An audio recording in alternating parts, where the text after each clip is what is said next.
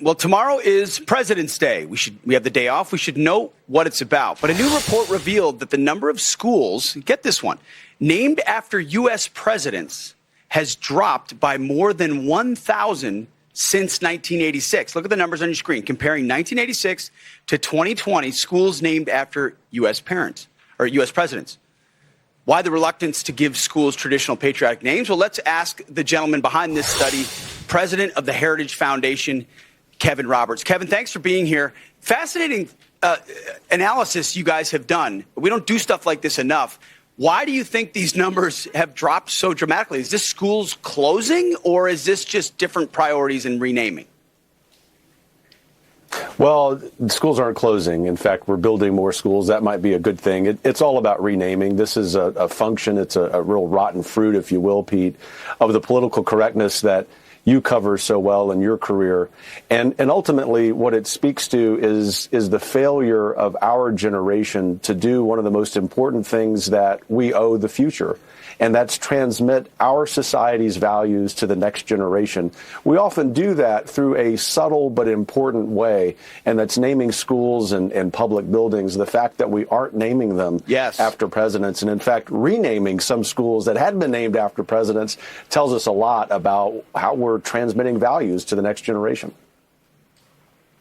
You're exactly right. I love the headline of your study, giving school names that sound like herbal teas and day spas rather than like Abraham Lincoln. You're right. It's something you don't think about when you're young, but when you get older, you realize it's completely a reflection of what you value in a society. Here's a breakdown too. President's Day is a combination effectively of Lincoln and Washington's birthday. Here's a comparison of schools named after Lincoln, Washington, as well as Jefferson and Roosevelt from 86 to 2020. 899. That's a drop of 300 schools, Kevin, named after Abraham Lincoln. A drop of more than 200 for Washington. This is staggering. Well, it is staggering, and someone who might have a little bit different worldview than you and I do might say, well, that's because those are old white guys and they represented the worst of American history.